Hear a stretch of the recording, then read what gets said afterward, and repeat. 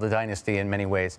If you consider how many games that he's missed, if you consider all of the through this current contract, beyond that, no one's quite sure. Well, and when you think about the last time we saw Kawhi Leonard and the Clippers on the court, it was really exciting, I think, to see for a lot of Clippers fans, which makes this all the more complicated as the organization takes a look at how it's going to move forward here. I want to bring Brian Windhorst back into the conversation. Wendy, what does this actually look like, do you think, this season for Kawhi Leonard and the Clippers?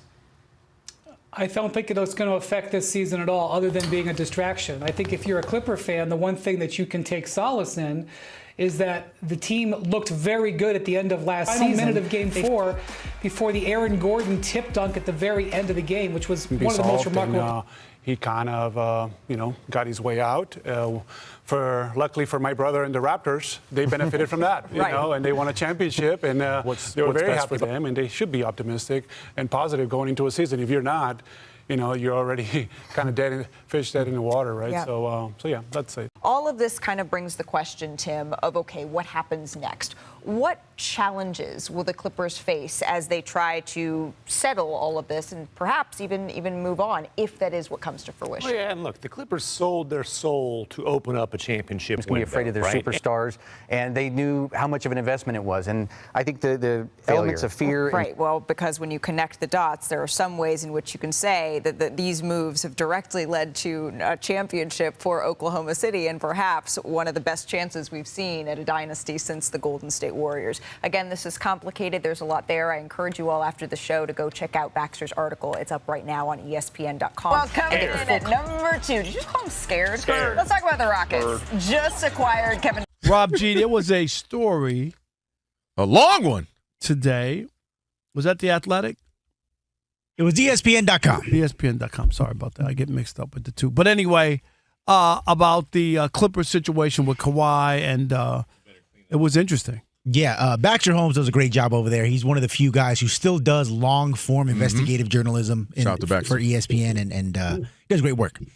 So we know that this Kawhi Leonard situation has been percolating now for a few weeks, the whole situation with aspiration and the under-the-table deal to circumvent the salary cap.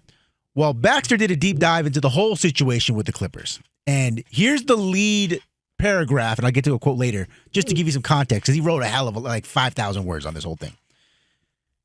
During the 6 seasons since the Clippers' blockbuster 2019 acquisition of Kawhi Leonard, the team has won just 3 playoff series, and Leonard has played in only 58% of its games.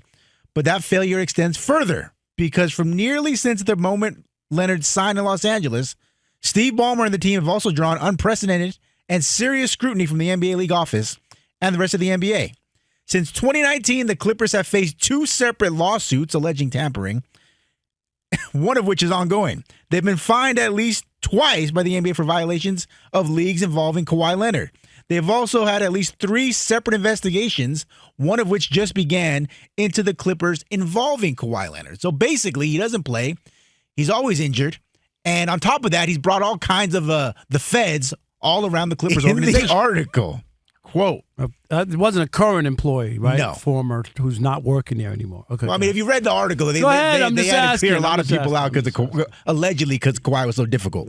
Here's what he said, quote, "This last investigation, talking about the aspiration one, is different.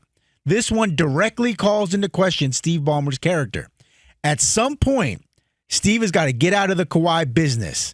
They're done building around him. They know that. He knows that." End quote. Talk with you guys a little bit about what is happening surrounding Adam Silver, because you guys say don't follow the legend Nick Saban, don't follow the legend Bill Belichick, and the way Adam Silver followed the legend David Stern was by being so bold, or appearing so bold, I should say, because all the other owners wanted him to do that because they hated Donald Sterling. Donald Sterling was an embarrassment to all the other owners for a long time. Except for Mark. Is an interesting one, because I thought once upon a time he was a progressive, modern leader who was younger than David Stern, who would be allied to the players, more gentle, wouldn't be iron-fisted dictator. You don't believe that anymore? Well, he's just gotten old, right? Adam Silver has aged during the tenure in a way that might make him make a few of the mistakes that he made when he called it a highlight league. He's walked some of that back here recently because he had to.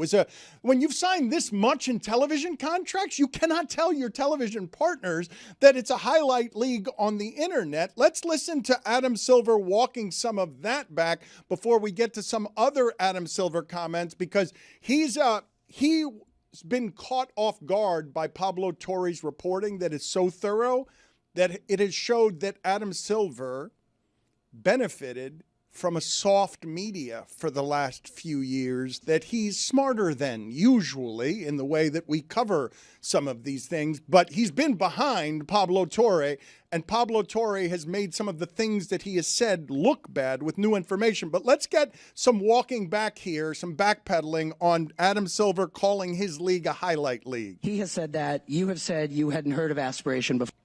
That's the wrong sound, the other sound. Okay, I thought you were talking about highlight league is what I said. We'll get to the Adam Silver responding to aspiration in a second, but